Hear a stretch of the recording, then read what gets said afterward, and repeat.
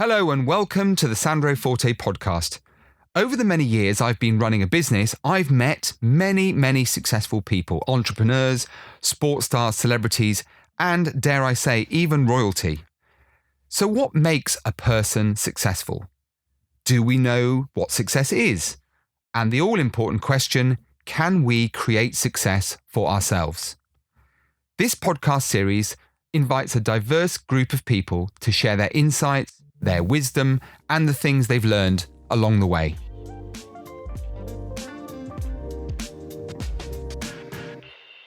Many of you will be familiar with the name Elio Pace, or Elio Pace, as he's been appearing on our screens, radios and stages since the 1980s. Elio started singing and playing the piano at the age of 4 at his home in Surrey, and from this very young age, his musical talent was very apparent. He appeared on the BBC TV show, Bob Says Opportunity Knocked, many of you will remember it, in 1988, singing and playing his own material and reached the final. This led to several primetime TV appearances on shows presented by the likes of Terry Wogan, Michael Barrymore and Les Dawson, to name but a few. His musical career continued to grow over the following decades, during which time he took to the stage to perform and was the musical director on a number of musical productions, including Joseph and the Amazing Technicolor Dreamcoat, West Side Story, and Dancing in the Street, again to name but a few. His achievements do not end there. He formed the Elio Pace Band in 1993, became a band member to both Shaking Stevens and Susie Quattro in 2004, and he's toured with his Elio Pace Plays the Billy Joel Songbook since 2014. A dear friend, and let's put this into perspective. No one, not one single guest, Elio, has ever received over 180 emails asking for you to come back on the show. I am so blown away by that. I really am. And I'm so grateful. And thank you to everyone that wrote in. And thank you, Sandro, for having me back. Because you're a nice bloke and you're really talented and you're really real. And buongiorno, amico mio. So, buongiorno. Here we go. Piacere. So, we said at the top of the show that we were going to wing it today, but we won the last one, didn't we? Absolutely, we wung it away. We did, and they're always the best, aren't they? Yeah. So it's two mates down the pub having a bit of a chat. It is, and listen, as I said before in the last one, I'll say it again. I'm so happy to be here with you because the way you set this up, what it is you want to know, what it is you're doing this whole podcast for, Sandro, with everyone you talk to, appeals to people like myself. It's such a privilege to be here, to be able to explain a little bit about my life in a way that doesn't feel like we have the news coming up or the traffic and the travel. Thank you very much for having me back. Oh, bless you. And I'm particularly excited. People don't need to know this, but we're going for lunch afterwards. So I get to spend even more time in your company, which is terrific. Unfortunately, folks, for those listening, you only get half an hour of this great man. So I'm going to ask you a few questions that have been posed on email. Okay. And to remind those people listening, if you want to send emails, you can't interact with Elio now because we're in the studio in London. But if you want to send emails, keep those coming. hello@sandrospodcast.com. So great to hear from you.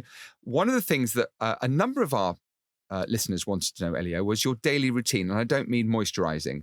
So, as a great guy with all your talent and all the things you do, what is a typical day, if there is such a thing as a typical day? What does it look like? There are, I would say, I'm not going to make this a long-winded answer, but there is never one typical day. As a self-employed musician, it is different every single day.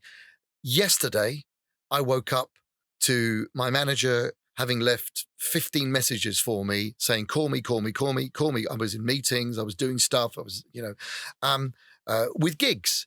Then immediately from that, the next 3 or 4 hours takes a whole shape where you go, right, I have to organize, I've got to contact the band, I've got to contact a designer of a poster. Actually, I've got to source the photograph that this guy wanted. So the morning before that was a nice lie-in because I went to see Book of Mormon the night before. That's an experience, isn't it? It's a massive experience, but actually one of the best musicals I've ever seen. But I went not only because I enjoy seeing other people. It's work related. I'm thinking about writing my next album of my own material, so I like to draw inspiration from great people. I saw Frozen 2 recently, which was also the most amazing work of art as a movie and everything. My daily routine basically is getting up and dealing with what's happened overnight. I send a lot of emails at night time to different parts of the world, which means that when I wake up, they've responded, which sets me off with a cup of my tea, with my bowl of porridge. And I'm sitting there, sometimes in my dressing gown, in front of the computer, dealing with all of that. The phone doesn't stop ringing from the minute I wake up for a good 3 or 4 hours. Then it dies off in the afternoon, at which point I can chill a bit. Then I can think about, oh, do you know what? I need to eat something. So let's go shopping. Let's go and get something to eat. As a self-employed person, and it doesn't matter whether you're a bricklayer or a musician, that phone, that connectivity with the outside world is so crucial. I do have downtime. I make sure that the phone, goes on to do not disturb at a certain time every night. I sometimes feel, if I'm going to miss the call, I'm going to miss the call, but I have to sleep. I want to sleep and I want to sit and chill and do certain other things. Phone, do not disturb function. You must point that one out to me. Oh. If only. Oh, no, I insist on a certain time of day, even if people are texting me, I don't want to hear or see it. I will check it in the next half hour. Oh, somebody's emailed me at 11:15 at night. What's that? Okay, I'll deal with that tomorrow. Or actually they need to know that now. They're obviously still up. I'll respond. But it's not bing, bing, ding, ting, bong, It's not all that all night long. It's lovely to switch all that off. At some point of the day, I try to put my hands on a keyboard, my piano in the corner of the room that's sitting there going, play me, play me. Unfortunately, as a self-employed person, it's unbelievable how little I actually sit and play the piano, how little, or write arrangements, let alone have time, a good period of time to write a song or 3. Those things have to happen. You have to book that in. I'm going away for 3 or 4 weeks, and I'm going to get a place in Scotland, and I'm going to go up there, and I'm going to bring my keyboard, and everyone knows I'm going away to write. Or I'm going to go, do you know what? That's all good. That's sorted. Could you sort that for me? Great. Phone is off, switched off. I will sit at the piano for, a couple of hours doing my thing, just playing, seeing what happens, or practicing something I need to learn. So there isn't one definite routine. Some people would say, that's a mistake, Mr. Pace. The routine is good, getting up at the same time every day, but you can't. I can't. I'm traveling next week across the world. My body clock will be all over the place. I've got a show to do, with a 12-hour time difference, and it will be like gigging at 4:00 in the morning. That's not good.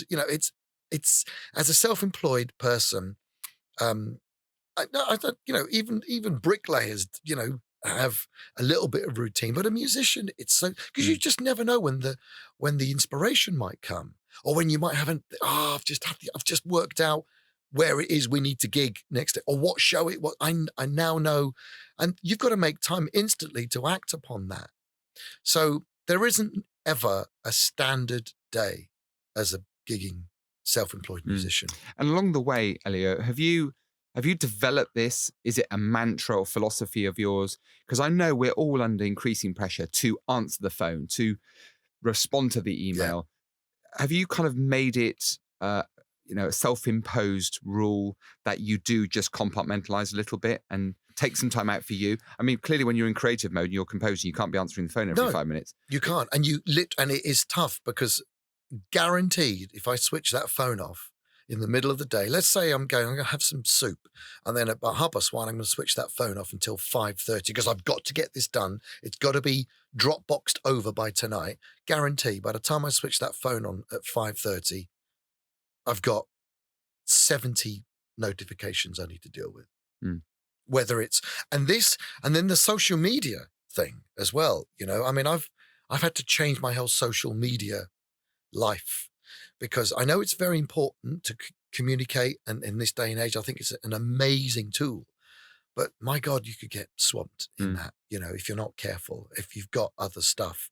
So finding that balance, I don't even think I found it completely to do with work and rest. I don't think I've got it absolutely right, but I've certainly learned to delegate. I now have wonderful manager, Pete Jenkins, who deals with all the booking and the touring and the contracts. Sandra looks after all my sister Sandra looks after all my money and the tax and the VAT.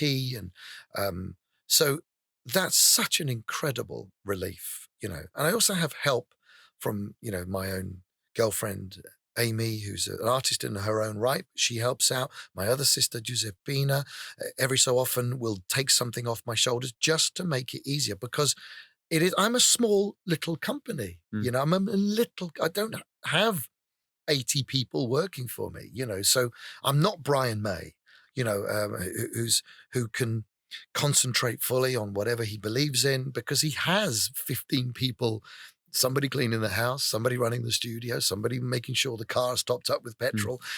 That's not my life. But there's a parallel there, isn't there? Because what you're saying to me, Elio, is you're concentrating on doing what you do best and not allowing yourself to be distracted by all the other stuff that trying goes as on. hard as possible for it not to distract me. But it is tough when you're a small industry with small resources, small budgets. We're not multi-million pound company. We're doing well, but I don't employ 17 people to help me out daily. So I'm loving this conversation, because this is the first time, I think you're only the second guest where we've had a two-parter. The other one being Sam Allardyce, ex-England football manager. Oh, wow. So I'm honoured. you are in esteemed company. And what I love about this is that all the questions today are all from listeners who've been bombarded. But we want to find out about this. Tell us about that. So Brilliant. Is there anything that you've done in your life, Elio, career or otherwise, that you'd do differently if you had your time again? I had that one from quite a few people, actually. Is there anything I would do differently? Have you just enjoyed the journey, warts and all? Things go right, things go wrong. Or if you had your time again, would you look at things a different way? Would you take a different approach? Would you? No, I wouldn't. Because that's such a hypothetical question, because it's like, if I had my time again, would I be the same person? Would I have been brought up by the same people? Would I have had the best friends that I have to shape me? Every one of you, including you, Sandra, you're a reflection of who I am. You lot are lined up side by side in front of me like a mirror. That's who I am. You, him, her, them. So I don't think I'd be a different person. And from a very young age, I sort of really knew. I spoke about it last time when I said that, when I was 5 years old on stage singing that first song, I knew the band weren't playing it right.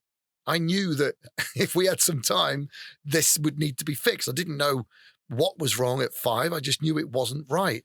I've always, when I did Opportunity Knocks, when I was 20 years old, I knew then that even though I was young, naive, thin with hair, I knew that there were things that I was being pushed into that I did not want to do. And even at 20 and 21, I was like, I don't want to do that.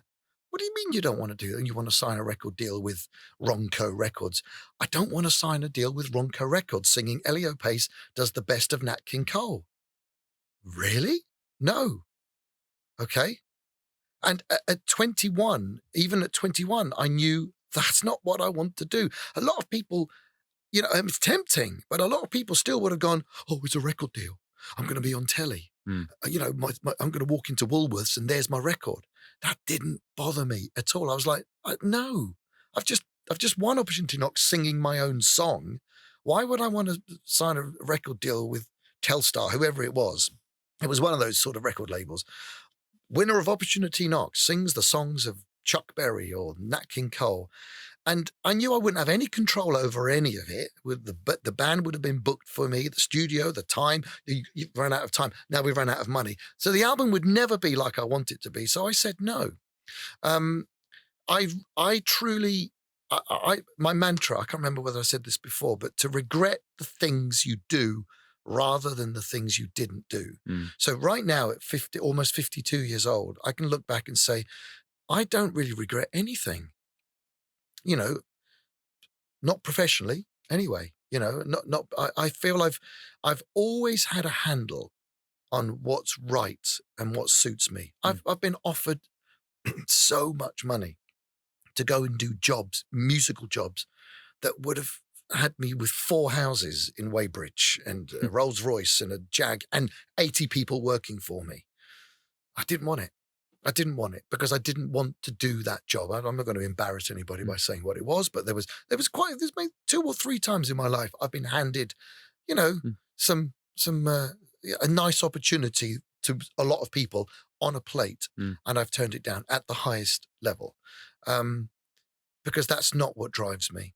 And that says a lot about you as a person. We all know that, and I suspect I knew what the answer was. But out of respect to those listening who have sent those Thank you. questions in, I felt I had to ask it of you. And you've already mentioned the word mantra. So a number of people have also said, do you have a mantra? Do you have a philosophy that you live by? And I think in part you've answered that question already. But is there anything you'd add to the way you see life? What's fulfilling for Elio Pace? What you're trying to achieve in it, and the things you've yet to do? I touched on it just now with that regret mantra, which I really think is so important. I signed a record deal, huge record deal eventually when I was doing the Weekend Wogan show just after I finished the BBC Radio 2 thing. And I knew this was going to end in tears. But I signed it anyway because I thought if it doesn't end in tears, this is exactly what I want to do. And it ended in tears. But at least I can say I don't regret what would have happened had I signed that. So the regret thing is that living, regretting the things you do rather than you don't do is so powerful to me. Also, what I said about my mother when you put me on the spot, and we really did wing this, and instantly my mum's thing of, don't show off. Don't show off just because, blah, blah, well done. You did a great job, but, you still got a long way to go before you're as good as that lot. Yeah. And that really was, I thought that was a wonderful, as I grow up now, older now, I think that's an amazing way to see life. Be humble. That's what she was telling me. Be humble. Yes, you are good. We can all see you're good, but you're going to be better. And if you work harder, you will be better and you will achieve better things. So don't just go, whoa, I've just done this, and, enjoy that, but always move on. And that's what my mum taught me. I believe, thirdly, those 2 mantras, but I also believe that it's, for me personally, I want to leave something. Leaving a house for someone to split up the money of once I die is not an ambition of mine. Leaving something of beauty creatively is a legacy. That's really what I'm about. Simple. I mean, go to my grave never being a rich man. Hopefully I'll never be on the streets. I love what I do. I make enough money to have a great time with wonderful, brilliant, talented musicians and creative people around me. What more can I ask? I'm loved by my family, by my partner, by my daughter. I love the songs I sing, the choices I make. And all I want to do is to create something beautiful that I'm proud of, that takes me as long as it takes for it to be as good as I need it to be, and then leave it behind and go, doesn't matter. Somebody somewhere will one day go, oh, this is nice. It must be awesome to have, a DVD, a CD, a vinyl. I mean, it's around forever, isn't it? Yep. So there it is. I bought you a copy, to be honest. Look, there it is. Oh, how lovely There's are my you? Billy Joel songbook. Thank you. This is real studio stuff, isn't it? Really? Getting stuff out of a packet. There it is. It's true. A bit of background noise and all the rest of it. There it is. Thank you so much. That's lovely. We'll listen to those. So we've touched on the fact that you talked about philosophies, about success. Another question that we've been asked by a lot of people is, we often hear people on the Sandro Forte podcast talking of success, and a lot of people find it very difficult to connect with them. I think that's the opposite in your case, Elio, because you're just such a grounded, humble guy. And people have trouble connecting with successful people, really successful people who've achieved amazing things. So one of the things that people are very interested to understand is, when it goes wrong, what do you fear? So that's part one. And the other thing is, where do you find your creativity from? Because there must be times you switch the phone off and you sit down at a keyboard and just go, it's nothing. I just can't. I mean, What do I do? Do I go for a walk? Yeah. Do I have a cup of tea? And I think the parallel, I think the question is, when I get to a point in life or business where I can't see, I don't have a vision, and I fear wherever it is I am, what do I do about it? I think that was really reading between the lines what I was getting from a few of the listeners who were saying, I need to find out from Elio when it all goes wrong, or when there's an empty space and you rely so much on creativity to create all these amazing things that you've got. What do you do? How do you deal with it? Okay.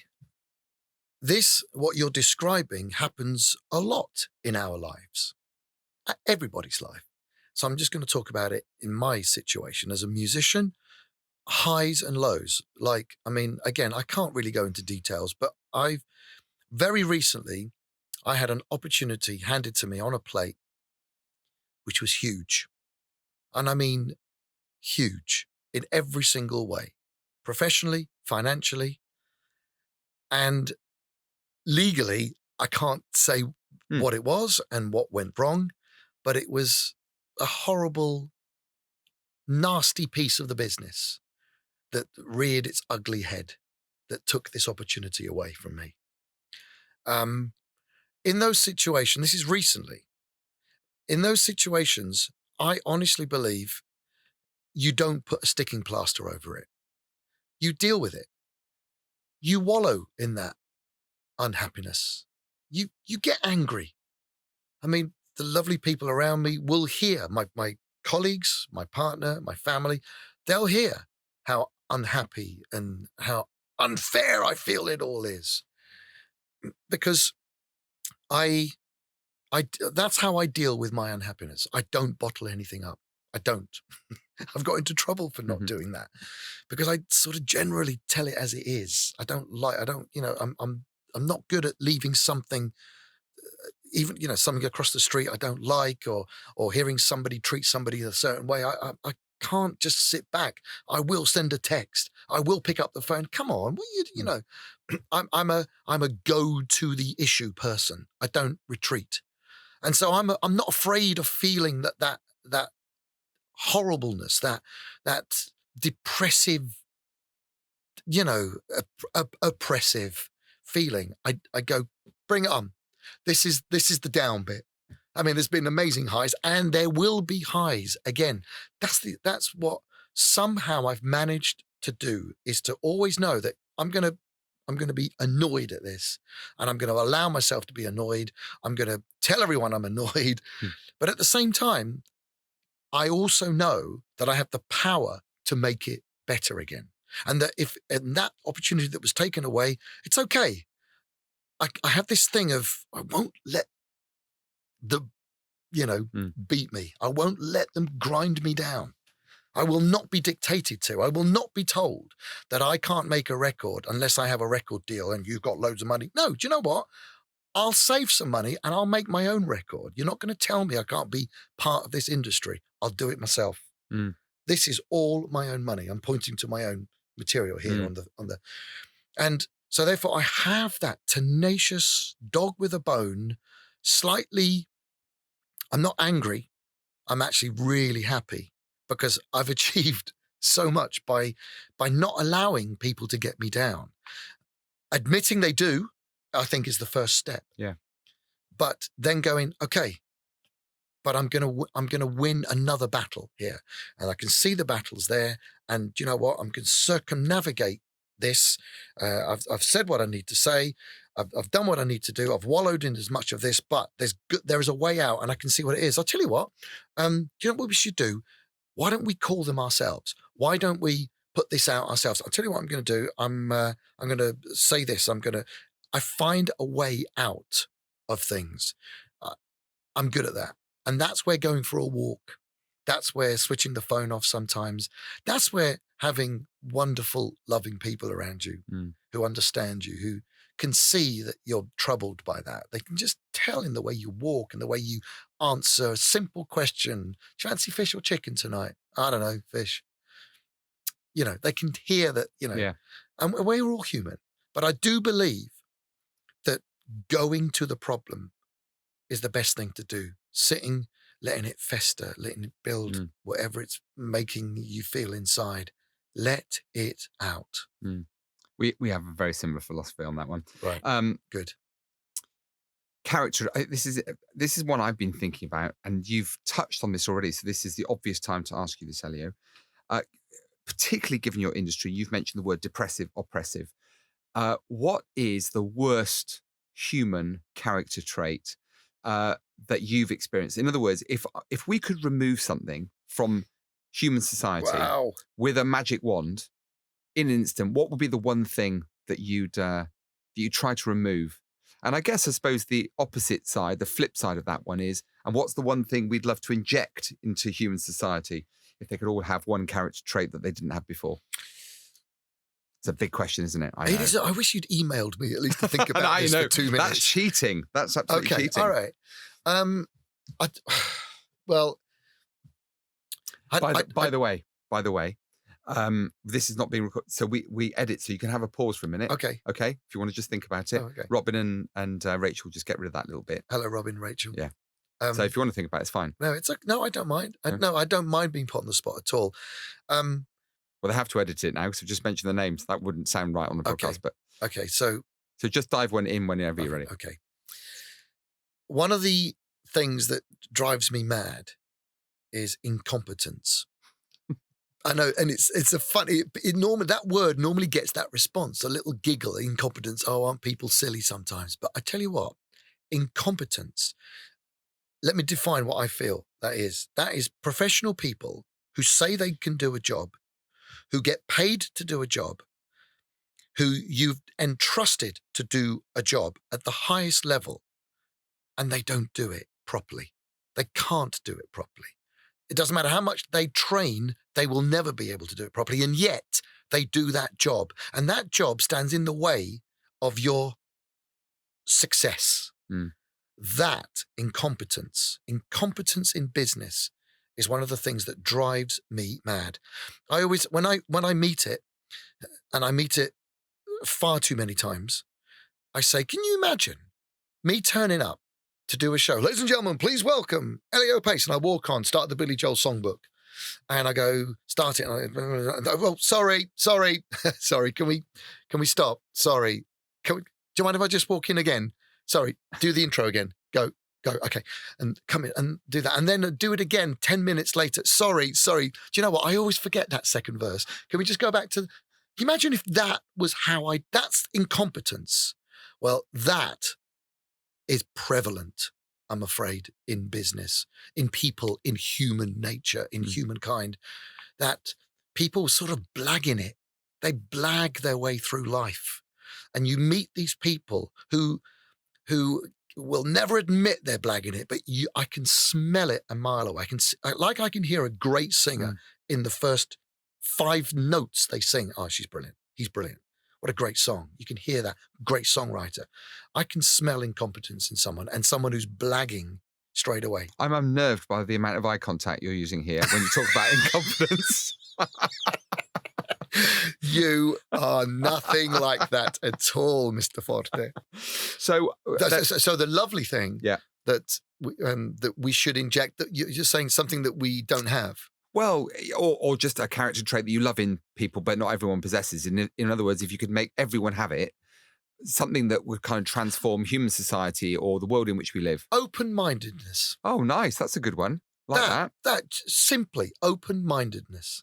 Just people accepting something they don't know much about and trusting a professional or trusting other people to help them understand. I mean, I know what everyone's thinking. You could put that into everything, can't you? Yeah. Every politics to music. Well, it would cut out procrastination in a instant, wouldn't it? There's so many different benefits and connotations. Just to be open-minded.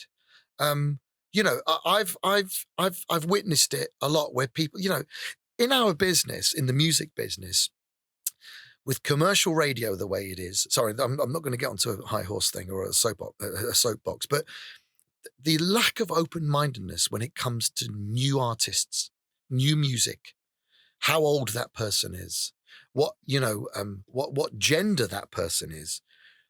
I think it's killing music. It's killing our business. I can't speak for other people's business, but it's killing our business. We're so pigeonholed because most people driving around right now listening to commercial radio, the people that put that music on the radio, or the people that do those playlists, whether it's for national radio or commercial local radio, they have to, their bosses are saying, no, don't go off the beaten track. You can't ever at 2:00 in the afternoon on national radio ever play something that isn't completely commercially minded. Yeah. That the guy in his white van driving up and down, he doesn't want to hear an album track off this thing or this new art.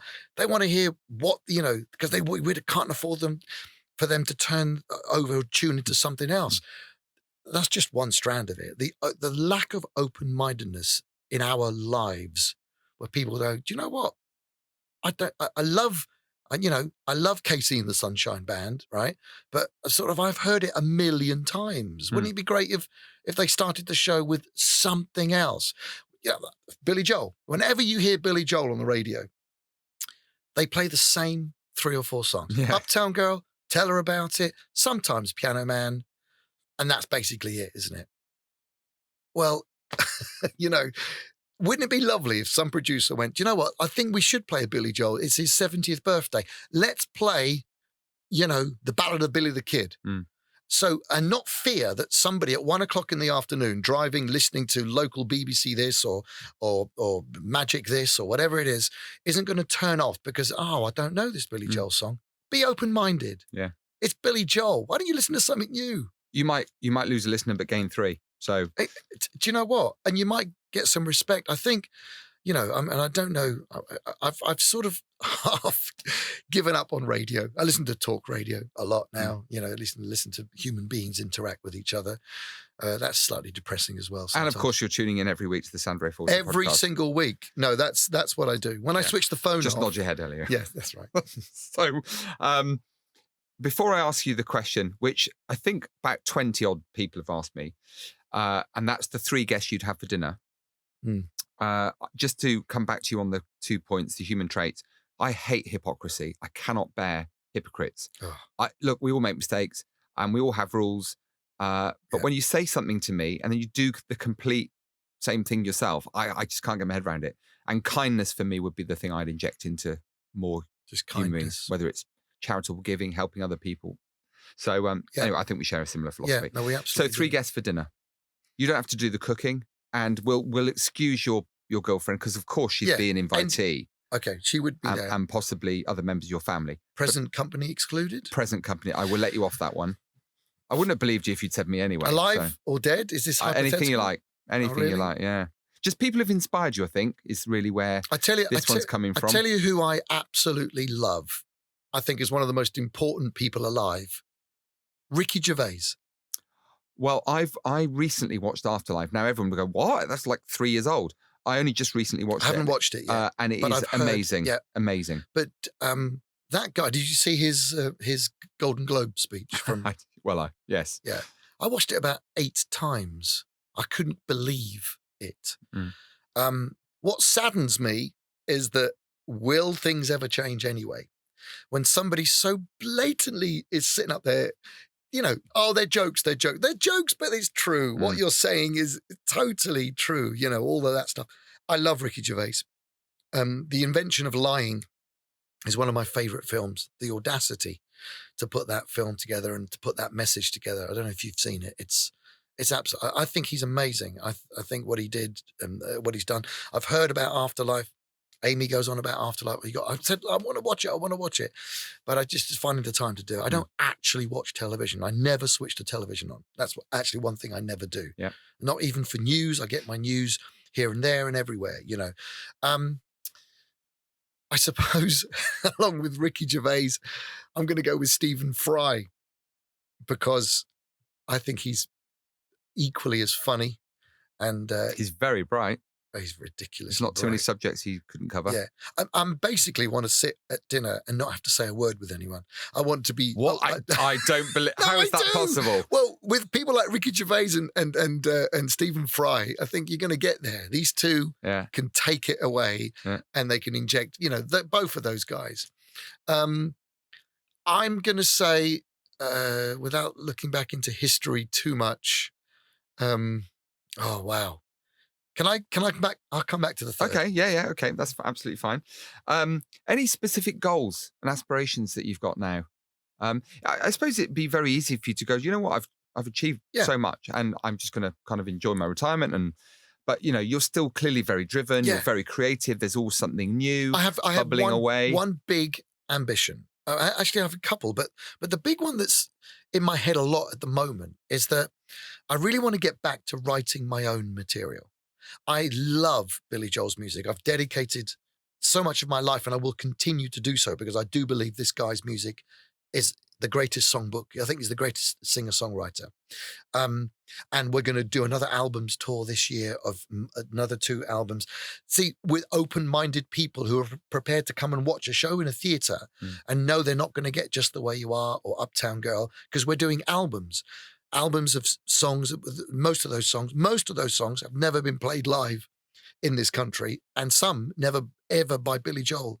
So the albums show is a really lovely, satisfying gig where of the 12 studio albums he made, we've done 4, we've got 8 to do. We're doing another one this year.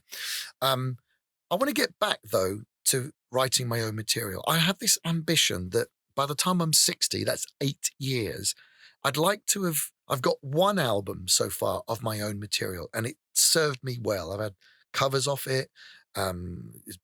The music's been used on television and radio. I want to write more. I want to be able to get a little bit closer to those 12 albums that Billy Joel had. And maybe in the next 8 years, realistically, 3 or 4 more, maybe. And then see where we are at 60. And does Billy like your stuff? Billy he does, actually. He's fully aware. As you can see from this, we won this award here in New York. Which I know you're very proud of, and rightly so. You don't go to New York and win Billy Joel awards when you're British. It's like a British invasion thing. So they all know about it. I say they, the Billy Joel camp, the band, the management. They all know about this. They know about me, this band, the show. They're fully aware of it. I have had 3 or 4 messages sent to me via other people saying Billy's fully aware of what you're doing and he's fully aware of that it's great work that you're doing. So, have you ever met him? I've never met him, but I have spoken to him. Back in 93 when he was releasing the River of Dreams album, the last Billy Joel pop album, he came over to Britain to do a question and answer thing in London, and I got some tickets to go to that, and it was being filmed and recorded for Radio 2 or Radio 1. And at some point halfway through the evening, I put my hand up along with 800 people every single time. Okay, next question. People with microphones running around. And I was like, I missed it this time. Next, hey, Billy! And eventually I went, Billy! And he went, okay, the squeaky cook gets the goose. Okay. So the microphone came up to me and I got to ask him a question. And that was it. That's the only. That's an even more extraordinary tribute to his music. The fact you've not actually met him. I was almost reluctant to ask you the question because I thought, he must have done. No. Again, open-mindedness. So, can I just point out that somehow we've now lost another half an hour of our lives chatting, and it seems like 5 minutes again. We might even have to make this a 3-parter because I'm still, my head's full of a million questions. So have you thought of that third guest yet? I know you're really struggling with it because you keep looking at me thinking, I can't see past Sandro. He'd have to be the third. Well, look, I mean, I could sit, I would have dinner guests galore. There's loads and loads of people back in history. I could, I'd love to have a chat with Leonardo da Vinci. He painted the Mona Lisa and he knew a woman, that Lisa, who comes from my mum's hometown. I'd like to know more about Lago Negro through him and stuff. I'd love to.